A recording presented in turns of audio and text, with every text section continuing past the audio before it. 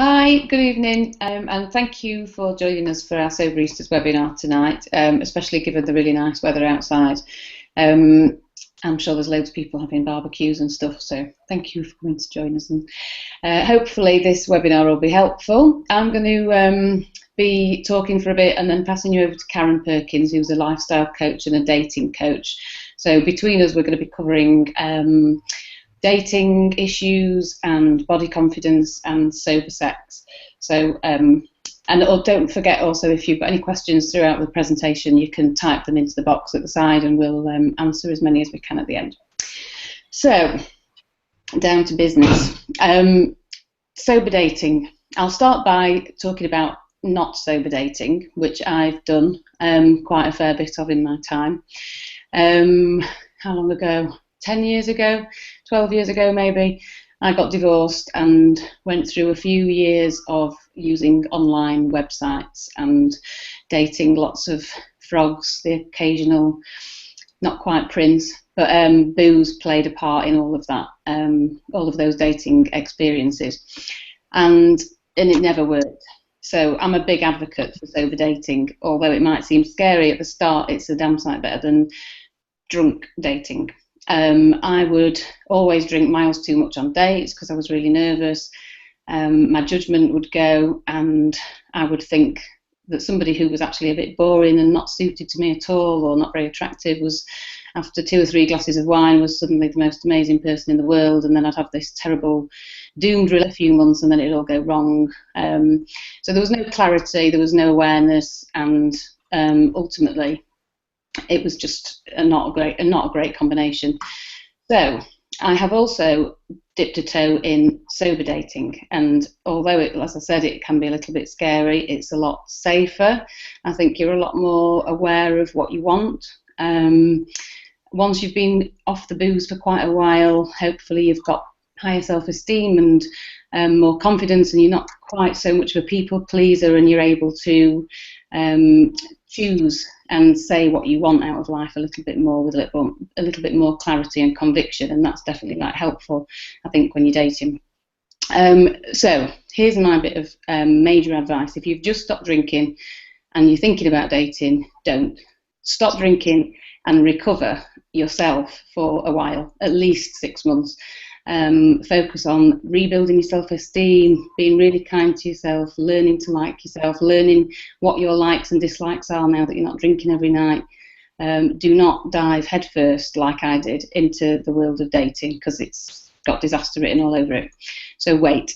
And then once you're ready, I think one of the big issues with dating when you don't drink is how to tell a new person that you don't drink, and this is one of the questions that came through. We invited you to ask questions before we started, and this was one that came through. I'll just read the question. I've been sober for 13 months and I feel I'm ready to meet someone, but how on earth do you tell a date that you don't drink and answer the why question without jumping straight in and saying I'm an alcoholic? Okay, so I've had to deal with this personally. I'm currently single and I have been dating a little bit, and it has been an issue. So I have got around it by, I've done a little bit of online dating, and in my profile I have stipulated that I am into fitness and looking after myself, and I really value healthy living. And I've not kind of said blatantly I don't want somebody who gets drunk all the time, but I think I've implied that I'm not interested in somebody who's not, taking care of themselves. And then on dates, when I have met people, I have handled it by saying, let me find what I've written here. Okay, I've said I used to be a pretty big drinker. I stopped drinking when I was 35 because I got sick of wasting my life, and it was the best decision I ever made. And the last 4 years since I stopped drinking have been the best of my life. And I really think that the way to handle it is just having a bit of confidence and believing in your sobriety and not being ashamed of it, and remembering that if it's the right person, they're not going to run a mile. And if they do run a mile, they're the wrong person. So it hasn't caused any problems for me, and if it did cause any problems, I'd be happy to not see that person again anyway. I think with online dating, it's important to remember that you shouldn't be scared about specifying the sort of person you want, and I think once you've given up drinking, that becomes easier to know. So I know really clearly my deal breakers, I know really clearly what I want, and I never used to know that when I drank, but I do now. And I'm not frightened of saying it because I'm not going to waste my time seeing people who aren't right for me. So that's a real big plus point of dating when you don't drink. You know your own mind and you're not so frightened of saying it. And finally, before I'm just going to hand you over to Karen in a minute, who's going to give you a bit of expert dating coach advice. But my last little bit on this that I wanted to cover was what to do on a date when you don't drink. So it's absolutely kind of the archetypal British date is let's go for a drink. It's what everybody suggests. It's what everybody does. And it can be a bit, I think it can be a bit awkward if you don't drink with, especially a stranger, somebody you don't know whether they're going to have, a problem with you not drinking. So I think a walk is a nice thing to do if it's not, dark and secluded in a safe place, obviously. Or the cinema is nice because it doesn't put that pressure on to have a really kind of intense conversation with somebody you don't know very well in a pub or whatever, and it gives you something to talk about afterwards. But I think doing something where there's another focus than just sitting there in a pub is definitely a good move. And for me, like a nice walk followed by a drink, but something so that there's another element to it, and not just meeting in a pub. So I'm going to hand you over to Karen now for some very good tips, and we'll be back in a few minutes to talk about body confidence.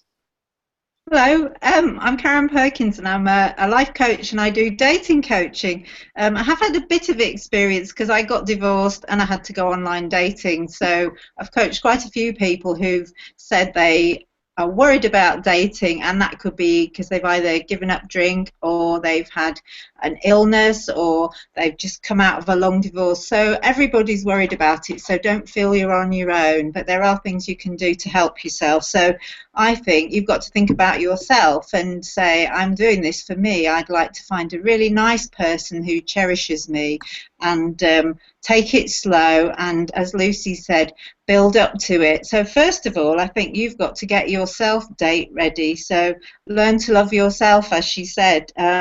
Something I do with some of my coachees is I get them to do a map of their dream social life. So you put yourself in the middle of a piece of paper, and then you put little spokes like on a wheel of the places that you'd like to go and the things you'd like to do. So that's a great opportunity to put alcohol-free venues on, and then you've got some suggestions to make when you actually do go on a date and you're in control of it. And you can also do some of those things with your friends. I mean, I suggest that sometimes people buy some tickets to something, and then if they meet someone they really like, they can use the tickets, but if they don't, they can go with their friends, and then you're actually building up a good social life for you.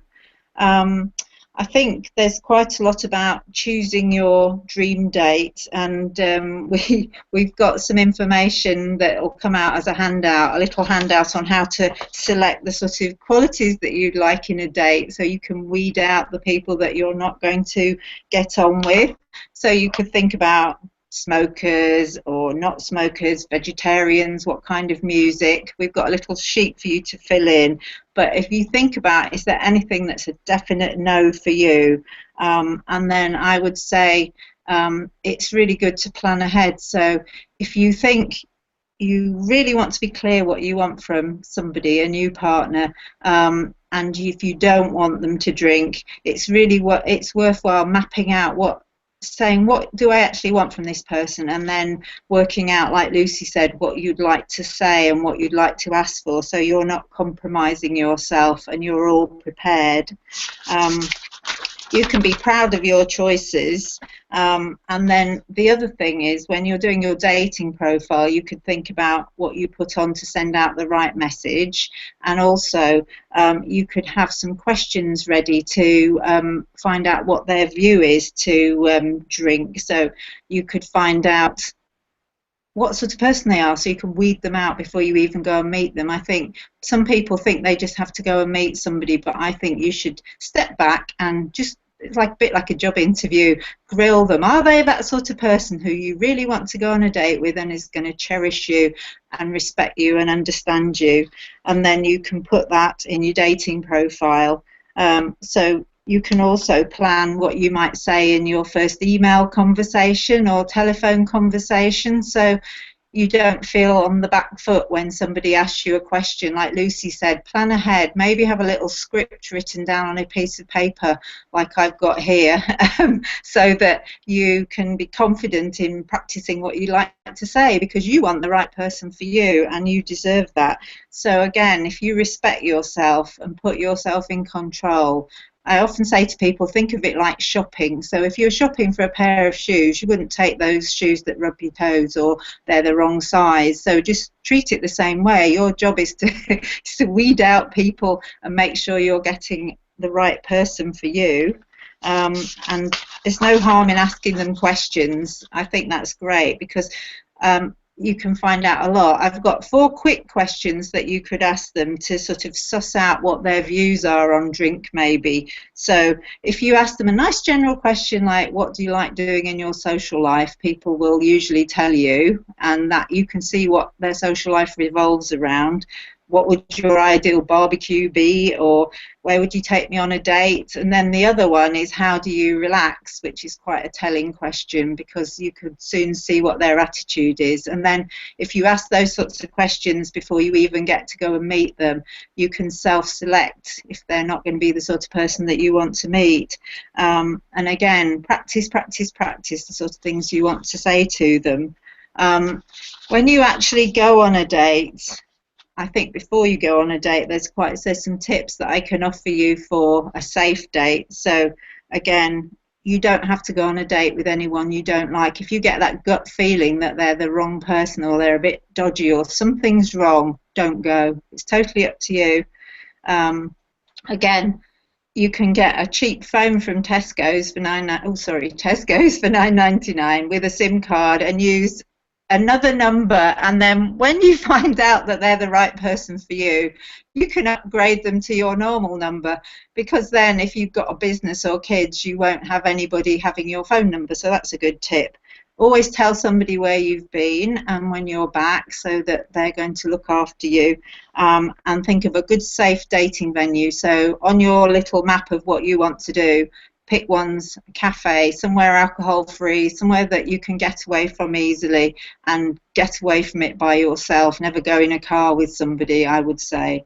I think you need to have a few dates before you find out what they're like. Never give out your home address or telephone number until you choose. I think it's you being in control. There's lots of dating sites, so again, it's really up to you to try and ask lots of questions and find out all about them.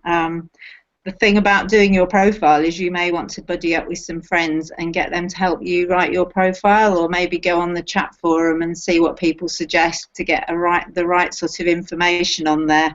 And then the final tip is, people often lie about their age. So if you take 5 years off yours and then you guess they're going to add 5 onto theirs, you can sort of guess the sort of age they're going to be. But it's don't give up.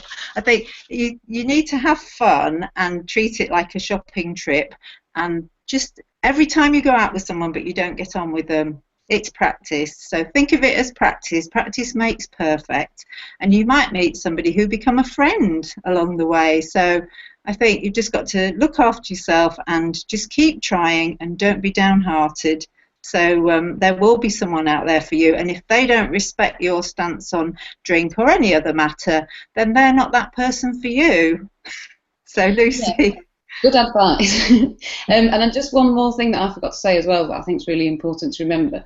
When I drank, I had really low self-esteem, and I was a real people pleaser, and I just found it so difficult to say no to people, or just to kind of stand up for myself in any situation. And it's taken years. Like, I've not drunk for 4.5 years nearly, but it's taken at least 2 years to feel comfortable in saying no, actually, for whatever it is. I don't want to do that, or I don't, I'm not going to see you again, or whatever. It's quite a hard thing to learn that, and I think if for 20, 30 years you've been a bit of a people pleaser and you've not stood up for yourself and said what you want, that's something that takes a bit of practice, but you will get there, and the longer you don't drink for, and the more your self-confidence builds up, then the easier that becomes. So if you do find it difficult to start with, hang in there, because it gets easier, and it does soon become not ever pleasant to say to somebody, you're not really a fit for me, but I don't want to see you again. It's never going to be a nice thing to say to somebody, but it does get easier. So I'm just going to go on to body confidence now. Again, something I think is really, really relevant and linked to excessive drinking is having no confidence in what you look like. And booze, especially for women, I think, is used to really buoy up our self-esteem in terms of how we look. We're often very self-critical. We don't like our body shapes. We can always find horrible things, knobbly knees, big bums, whatever. And booze does help ameliorate all those worries, and it does kind of gloss over those deep insecurities. So when you take booze out of the equation, you really feel those in the first few months, maybe even first couple of years. I think booze is something that most people really start getting into heavily as teenagers. So when you're a teenager, most people have got a reasonably nice body. If you carry on drinking through your 20s and 30s, you have kids and you're getting older and everything starts to sag and blah, blah, stretch marks, and we've all been there. By the time you stop drinking, you may actually have a body that's not quite what it was when you were 18, and you've got to then come to terms with having that body and learn to like yourself without alcohol, numbing all those fears and worries. So I never really thought I needed alcohol to get down to business, let's say. But because of how much I drank, I think when I look back, pretty much all those occasions, she says euphemistically, were probably under the influence. I was probably under the influence of booze, just because I used to drink nearly every night. And for all its faults, alcohol does give us a lot of Dutch courage, and it does reduce our inhibitions, and it does make it easier to sort of get into that mood if you're not perhaps feeling it naturally. And I think without alcohol, certainly in the first few months and years, we can feel really vulnerable and really exposed if we're in an intimate situation. And it does take a bit of practice to get used to those feelings. So like every other aspect of my life, I dealt with this once I'd stopped drinking in the same way, in that I gave myself loads of time to adjust. I didn't expect it to happen overnight. I knew it would feel awkward and completely strange and weird to be in intimate situations without being drunk, and it did. It took a long time to get used to that. Think the foundations I think that I put in place to get to that position where I feel a lot more confident is just working on my overall self-confidence, and I did that by going to see a cognitive behavioural therapist, and I really did put a lot of I've invested a lot of time into rebuilding my self-confidence and learning to like myself as a person, and that really kind of enabled me to have that confidence across all areas of my life. But I also started running loads and looking after myself, and the impact of doing that is that I quite like my body, quite like what I look like, because I do running and I do weights, and I'm not perfect. I've got horrible cesarean scar, and I've got stretch marks and knobbly knees that I can't stand, but I've kind of made the best of what I've got, and because I'm reasonably self-confident now, because I don't drink every night, I'm quite confident with what I look like too. And I think if I was with anybody who was critical in any way of what I look like, then I wouldn't be with that person, because they'd be the wrong person. So I think my sort of advice on that whole issue is just to give yourself loads of time, accept that you're going to really, really feel uncomfortable and weird to begin with, and it's going to take a long time to get used to not using that prop. And do what you can to make the most of what you've got. It's a good thing to do with your spare time anyway, and it's a good thing to beat anxiety and depression and all the rest of it, getting into exercise, and it will make you feel more confident about your body if you're looking after it better. And be with somebody who values you as a person and who isn't purely with you because of what you look like, because they'd be a shallow so-and-so anyway, and you won't want to be with them. So Karen, have you got some tips and advice on body confidence? Yeah, well, exactly. It's about looking after yourself. So if you start by looking after yourself and pampering yourself, you don't have to spend a fortune, but you could make a little routine. So maybe once a week you could have a mini pamper evening at home where you just look after yourself. Just spend a couple of hours if you've got time. Have a nice bath, put some moisturizer on. Just think about making yourself feel nice, and then really learning to love yourself again. I think getting a bit of a routine. You don't have to be mega glamorous because some of the people that turn up on dates won't be. The other thing you might want to do is you could go to a personal shopper. You don't have to buy anything, but they give you advice, which is free, if you haven't bought clothes or going out dating. So go and try things on. Get a couple of magazines that are current and just have a read through them and sort of see what's fashionable at the moment, which is quite interesting. So if you go somewhere, you don't have to spend a fortune, but you can get things that look a bit more current if that makes you feel more confident, and then practice wearing them before you go out, so again you feel confident, something that you feel comfortable in, something that's your favorite, and don't feel you've got to dress up massively because you're you, aren't you? So you've got to be yourself, and then hopefully that person will be attracted to you because of who you are. I think the other thing is putting yourself in the right frame of mind, because if you haven't been in a relationship for a while, you're not necessarily very open to people because you've been holding tight to yourself and not looking after yourself. So one of the suggestions that I make to people is get some good soppy films out, get some soppy novels. I know it sounds daft, but you've got to be in the right mindset.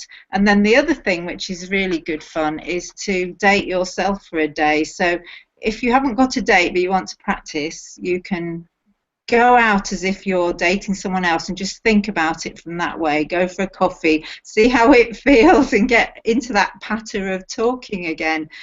You'd be surprised what you learn. And again, it's looking after yourself. So when you actually go out on a date, it's more natural.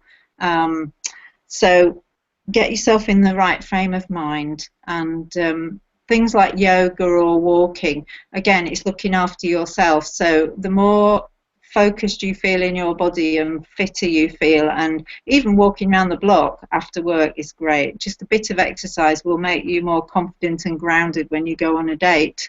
So really, I think you can combine the dating with the looking after yourself.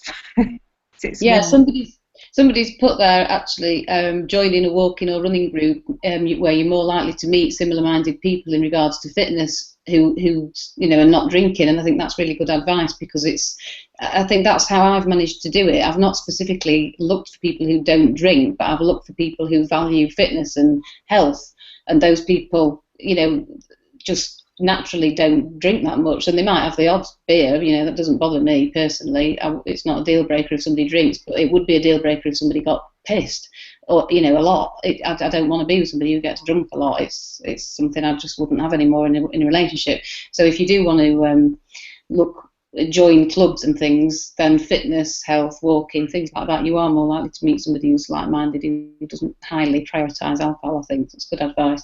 And somebody else, don't forget to shave your legs just in case. Oh yes. Yeah. Oh, the other thing is, don't forget, get your house or flat date ready, because you never know. So I always tell people, take a good, clean, clinical look at your house, just in case you have to invite someone back for a coffee at some point. Yeah, and shave your legs. So I think that leads us nicely on to the last area, which is the biggie, sober sex. And somebody's just asked a question, or not a question, but written, my partner and I have been struggling with booze for a while and haven't had sober sex for years. I, for one, am dreading it. Help. So I think that is a really common sentiment. And again, most people start drinking in the late teens. Most people start having sexual relationships around the same time. So if you've drunk for 20, 30 years, pretty much guaranteed your entire sexual experiences are going to be linked to drinking. And so starting again is a massive, massive deal. It's like being 17 again. But, you've got all the baggage and issues that we've got in our later years, let's say, to deal with as well. So there are so many aspects of your life that will change beyond recognition once you stop drinking. And sex is definitely one of those. But I don't think it should be something to fear without being too explicit. I think sex without booze is brilliant. It is definitely better. So it's something to value, I think, not to be frightened of. So I'll just give a little bit of we'll talk a little bit more about that now, and then I'll pass you on to Karen one last time for her advice on that too. So first of all, expect it to be different, and secondly, what I said earlier about the body confidence thing, take it slowly. Don't expect to stop drinking and then a week later to be diving into bed and having the best sex of your life without booze. It's going to take ages, and it's going to be weird, and you're going to have to build up your self-confidence and all the rest of it. It's not something that is going to happen overnight, probably, and be okay. It's going to be a bit, rocky for a while. So expect that, and treat it in that way. So it's something that you can be practicing at, and be realistic about it. Don't do anything that you don't feel comfortable with. And I think this is the really big thing with sex and drinking. It's really easy to get into a situation sexually when you've been drinking that the morning after you might think, I wouldn't have done that sober. So that might be that you've had sex with somebody who you wouldn't have had sex with sober, or you've done something that you wouldn't have done sober. Loads of different aspects to it. I think we end up in situations sexually that we wouldn't have done had we not been drinking. So when you stop drinking, you suddenly find that you are in control. It's what Soberistas stands for, love life in control. And when you are in control of your sex life, that means you can make choices. That's a really great thing. That's something to celebrate. You can choose whether you want to have sex. You can choose who you have sex with. You're making educated choices. But another thing about it is that it needs to be real. So when the booze has been taken away, you really need to fancy somebody, and you really need to have feelings for somebody for you to be in the mood. And booze can, reduces our inhibitions and makes us do things that we wouldn't do sober. But when you take the booze away, it's all very real. All the bullshit's gone. So you do actually have to care about that person, I think, and you do actually have to fancy them. Otherwise, you're not going to want to do it. So it may be a time to reevaluate your relationship, and it may throw up questions about your relationship. Are you with the right person? If you're single and you're starting to look for somebody, you're going to have to find somebody that you actually do fancy. And it's all those things that booze glosses over, they're not going to be glossed over anymore. So you're going to have to make it work properly for real, which is quite a scary thing. But if you get it right, it's a great thing. So it's worth pursuing, I think.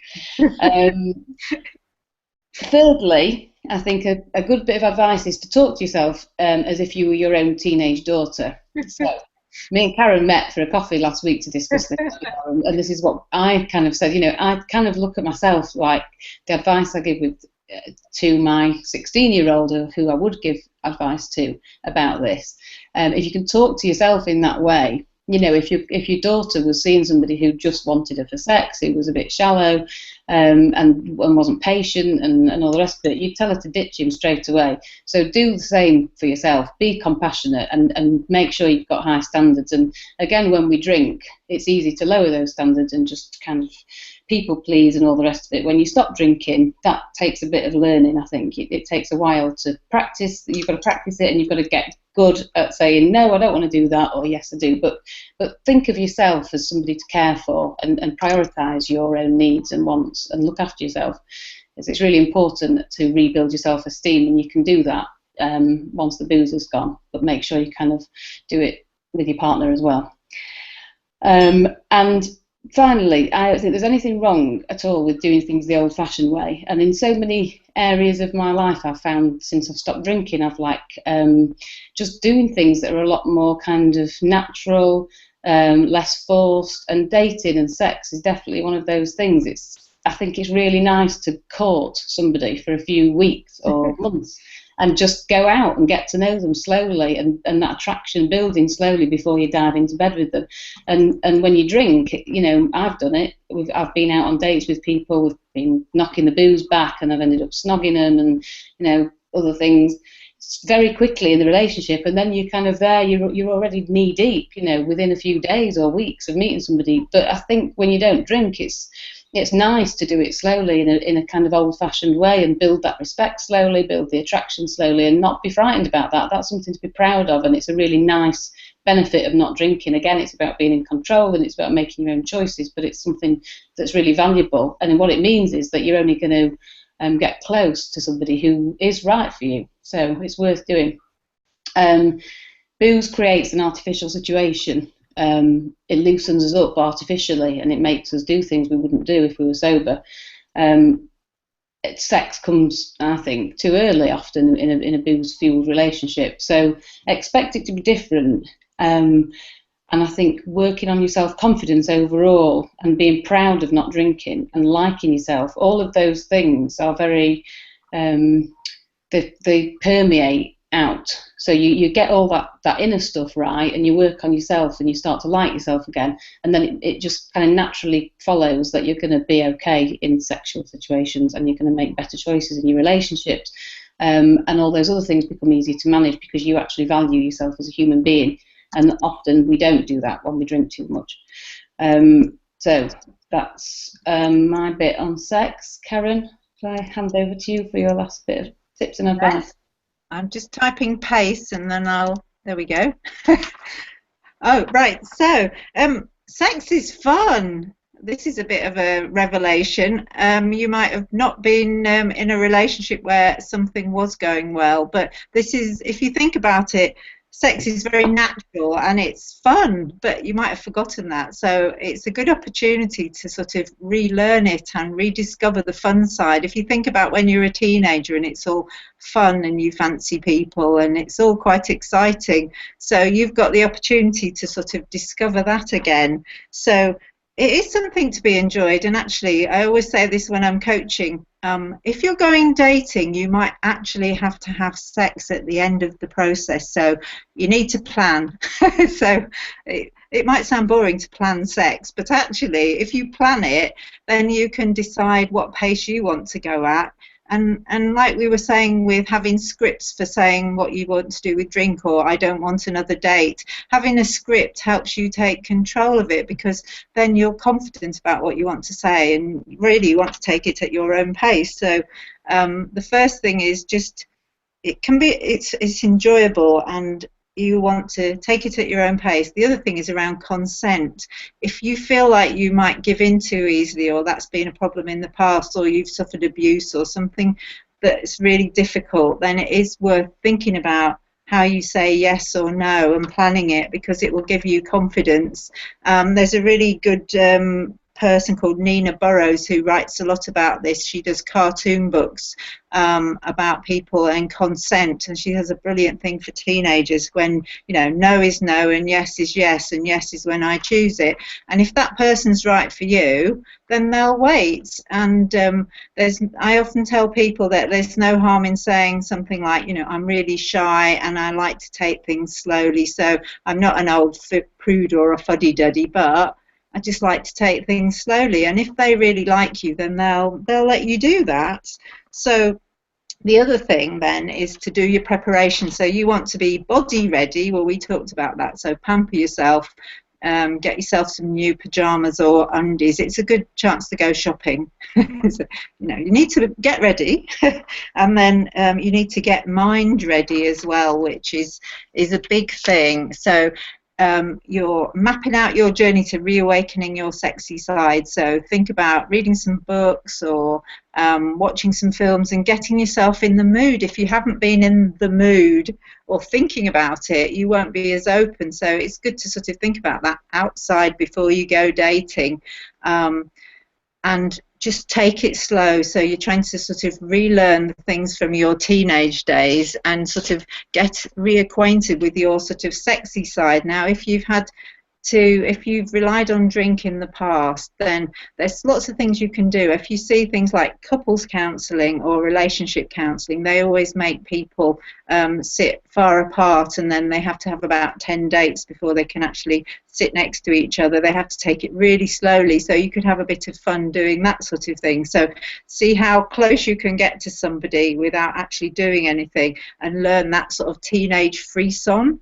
If you haven't got a partner, there's lots of gadgets that you can buy these days, I believe people use, and there's various books which might help you reacquaint yourself with your body. So there's nothing wrong with that. If you know how your body works, then you can enjoy yourself and you'll feel more confident when you finally get to that point where you do actually have sex with somebody, or get to that point. There's a book and it's called The Joy of Self-Loving by Betty Dodson. It's a bit old, but it's quite interesting. And I've seen people who've, they might have had an illness or had some surgery, and they think they'll never date again. They've got some issue which they've got to get over, and just teaching people to love themselves and find out how their body works will give you more confidence when you actually get into that position.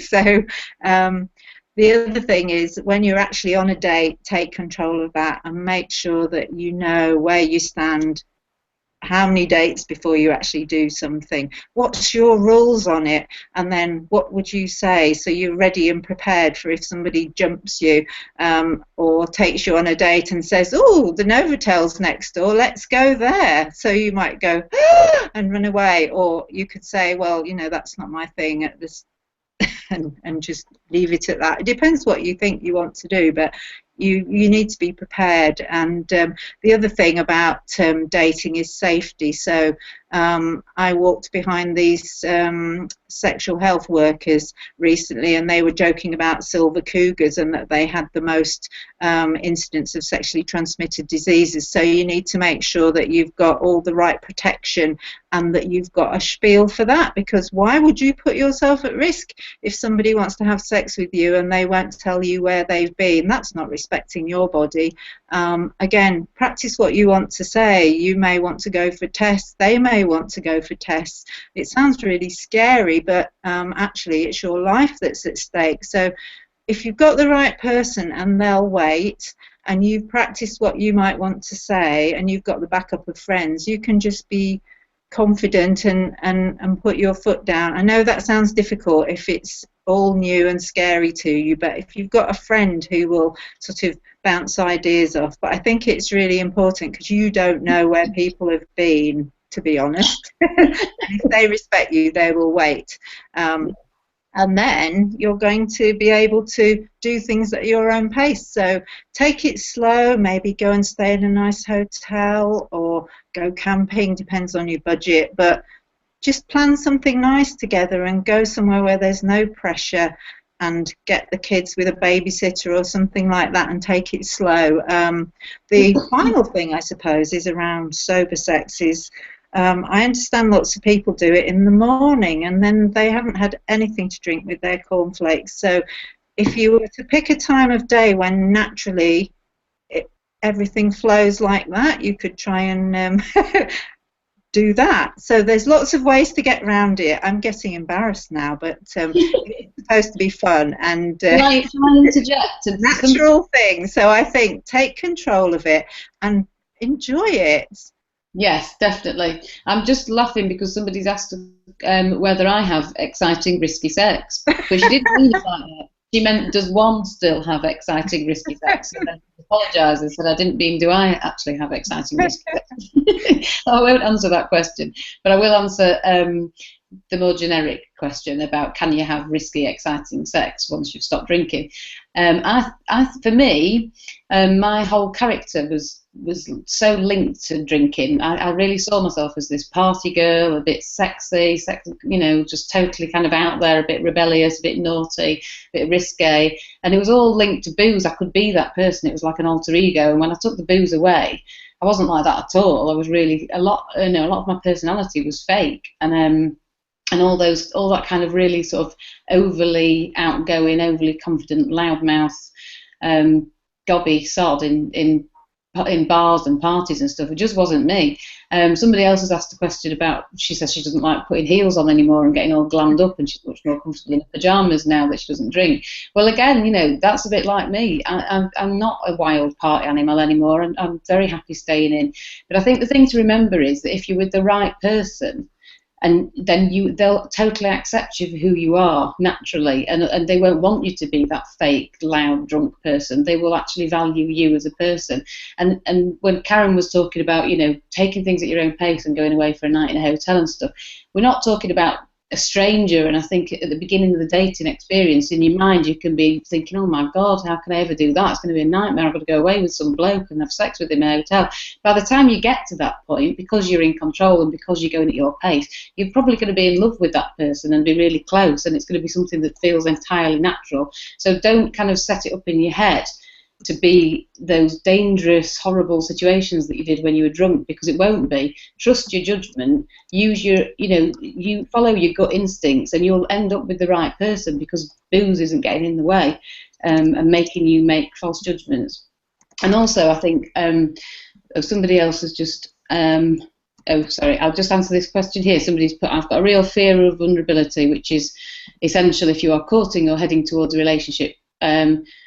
What suggestions does anyone have for being able to lean into my vulnerabilities sober? So yeah, again, booze, we use booze to disguise all these problems, all these insecurities and vulnerabilities, and we can pretend to be somebody when we're under the influence of alcohol. And when you take that away, you are left feeling a bit frightened and vulnerable and exposed to people, and that is frightening, but it does get easier. And one thing to remember is that your judgment will be so much better as a non-drinker, so you will only gravitate and invest time in and grow close to people who are very kind and loving, and who you like and who you respect and who respect you. So you won't be pinballing as you may well have done when you were drinking loads, between bad relationships with people who don't respect you, who are also drinking loads. And I was always in crappy relationships with people who, it was just awful. And I look back now and I just think there's none of those people I would have gone out with had I not been drinking. So when you stop drinking, especially if you put into practice all those tips that we gave you before about, and we will make those handouts available as well, so that you can use those, because there's loads of good advice in these. But if you make it clear at the beginning what the deal breakers are, and you only go out with people who you really, really, who are right for you, and you only have relationships with people who are right for you, you're not going to end up with people who treat you badly. You're going to end up with people who are nice and who you feel very comfortable having sex with. So it stops being that scary thing, because you are making good choices, rational choices. And everybody else's practice, because you'll treat them with respect, but it's good to practice. It's good to go out on some dates and actually try it out, and then have your get out at the end, because that way you learn. Most people have to go out with a few people to practice what they want to say, and you'll learn from each different experience. And then hopefully that helps you make a better decision when you meet someone that you do get that bit of chemistry with. And you'll know what to do then. Yeah, that's I think that's it. It's trusting your judgment. And as a drinker, you don't trust your judgment. I didn't trust myself at all to make good decisions when I drank. I was an idiot, basically. I went out with the wrong people. I pursued relationships for far too long that I should have just knocked them on the head at the beginning. But I had such low self-esteem, and I was so clingy and needy, and I couldn't let relationships go, even if it was really obvious to everybody else they should have just finished. I just clung on for dear life. I was terrible. And now I'm so different, and I know what's right for me. I instinctively know when a person is right for me and when they're not right for me, and I've got no qualms at all about telling somebody now, sorry, it's been a nice night, I've enjoyed your company, but you're not for me, and move on to the next one. Don't worry if you think, oh gosh, how does she manage to do that? Because you have to practice. And if you write down a little script, say you might feel under pressure to go on a second date with someone that you don't feel's right. If you've worked out what to say beforehand, even if you write it on a piece of paper and stick it in your pocket or your handbag and nip out to the loo and read it, you can say, I had a really nice time. I've enjoyed your company, but there's not that chemistry there, and you know how it is. Da, da, da, da, da. And then thank you very much for a nice evening. I hope you meet somebody you really like. So if you have a little script, you can get off the hook, because I think there's nothing worse than feeling obliged to go on a date again with somebody who you don't like, which is wasting your time and maybe making your self-esteem low. Yeah, and I totally agree with you. But on that point, I think as well, from personal experience, even though I am really confident now, and I am quite, I don't mind telling people whether I want to see them again or not, I have had a few moments where somebody's really put me on the spot on a date and said, I've had such a nice time, can we do it again? And I found it impossible to say, no, I don't want to see you again. So I've said yes. And then I've gone home and texted him a couple of days later and just said, I had a really nice time with you. I did enjoy your company, but on reflection, that chemistry wasn't there for me. So I hope you don't, good luck on your search, but I don't think there's any point for us continuing to see each other. But had a nice night, and do it by text. It's better to do that. And these are all great side effects of not drinking, because I would never have been like that when I drank. I would have said, yeah, I'll see you again, and I would have seen them again for weeks and weeks and weeks and months, and it would have been a doomed relationship right from the start, but I would have carried on because I didn't know my own mind and I just did stupid things. So this is a really good thing to celebrate about not drinking. You can say right from the start, that your instincts are right, and you can follow them, whether that person's right for you or not, you'll know. And that's great. It's really nice. That's something to be proud of. Right, I'm just going to see if there's any more questions at the side. Somebody's said you've got to kiss a few frogs before meeting the prince. Definitely, especially if you're just starting to do online dating, it is a numbers game. I would say 9 out of 10 are not going to be right for you. Every 10th one might be okay. There are a lot of people out there who are looking for love.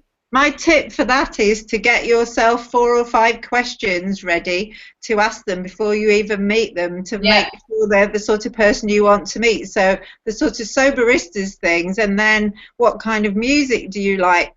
When did you just download something? How often do you see your mum? Things which maybe give you a clue as to whether they're a nice person or not. And also, you'll get that gut feeling if you think, oh no, they're going to be a time waster. And also, if you can get to speak to them on the mobile as soon as possible, you can tell a lot from when you speak to someone. So they might give you a load of guff on the instant messenger, but actually when you speak to them they don't really sound very nice, or they say things that are inappropriate, or they're too needy or too talking about themselves. So go with your gut feeling, and definitely go with your gut feeling, and remember that gut feelings when you don't drink can, I know I've just said it before, but it's something that's so refreshing as a new, fairly new non-drinker. You can actually trust that gut instinct, listen to it and follow it because it's right. So if somebody says something that you think, oh no, that's just not right for me, don't meet them. Just spin them off and move on to the next one. It's about you and finding the right person for you. So don't fall into that trap of feeling sorry for people and thinking you've got to please everybody and keeping them happy. It's not about them, it's about you. And stopping drinking is a brave, fantastic thing to do, and the start of whole new way of living, and dating and sex and how you look at your body and all the rest of it is a big part of that, and it's something to be embraced. It's an exciting new thing. And sober sex, just to end on this positive note, if you're with the right person, and if you're not drinking, and you've got self-esteem, and you like yourself as a person, and you're with somebody who loves you and you love yourself, sex is much better without booze. It's much better to feel things properly. It's much better to not have boozy fumes breathed all over you. There's no drinker's droop. There's no banging hangover in the morning. It's a much better deal. So if you found the right person, and if you've done all that groundwork on yourself and you've removed booze, sex is something you can really look forward to as a non-drinker. It's much, much better. And I think that's everything from me. You'll be pleased to know I'm not going to talk in any more detail about my sex life. Karen, have you got anything you want to finish? Oh, no, just internet shopping. Look after yourself, pamper yourself, build the social life that you'd like, and then invite a nice person who respects you into it. And just keep practicing and go out on a few dates, and at some point you will meet someone. But if you don't meet someone straight away, you're going to have an interesting social life and probably meet other friends that can help you along the way. So enjoy it and be safe and have fun. Okay, thanks ever such a lot, Karen, for all your brilliant advice there. That's great. I'm just going to say before we go. Somebody said the Karen's 36 question test that she mentioned, and somebody said, can you please put the link in? We're going to make, it's here. Karen's just doing it there, thank you. We're going to make all of these available to you, so we'll put them on the website, or we'll put them in a PDF and you can download it or something. But over the next couple of days, we'll make those available and you'll be able to get your hands on them from Soberistas. So look out for that. And thanks again for joining us and not being so tempted into your garden in this gorgeous weather. And I hope you found it helpful. And if you've got any more questions in relation to anything that we've talked about, Yeah, send them to me, Lucy at Soberistas, and if they're for Karen, I'll pass them on to Karen, or I'll try and answer them. But just go for it and be confident about your decision to not drink. Don't be apologetic for it. It's a great thing to do, and have fun. And good night. Thank you very much. Bye. Bye.